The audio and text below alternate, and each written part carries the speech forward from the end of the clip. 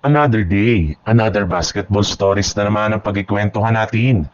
At ngayon nga ay kikilalanin natin kung sino nga ba si Nick Smith Jr. ng Los Angeles Lakers at ang balitang bagong trade na gagawin ng Golden State Warriors.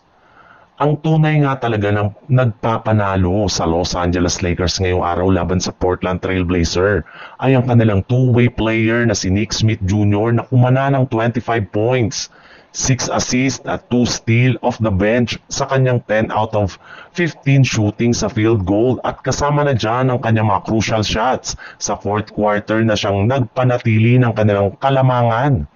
Kaya isang malaking katanungan nga po ngayon kung sino nga ba si Nick Smith Jr. At gano'n na lamang kaganda ang kanyang ipinakita sa Lakers. Well, para nga sa inyong kaalaman, eto nga ay dating 27th overall pick ng Charlotte Hornets taong 2023. Ang kaso lang, matapos nga ang 2 taong paglalaro nito ay iniwave nga siya ng kanilang kupunan. Kaya nabigyan nga ang Lakers ng pagkakataon na papirmahin ito ng two-way contract which is naging worth it rin naman nga matapos siyang magkaroon ng napakagandang performance ngayong araw. Para nga sa inyong kaalaman, isa lang naman nga itong 21 years old na 6'2" guard. Napakabata pa nga nito at napakalaki pa rin talaga ng kanyang potensyal na mag-improve kaya kung sakasakali man nga na magpatuloy-tuloy ang kanyang magagandang performance, ay hindi malabo na i-convert sa regular contract ang kanyang kontrata ngayon sa Lakers. Sa ibang balita naman, kahit man nga pumirma na ng kontrata si Jonathan Kuminga sa Golden State Warriors, ay hindi pa rin naman nga nito mabubura o matatakpan ang problema nila sa kanilang batang player.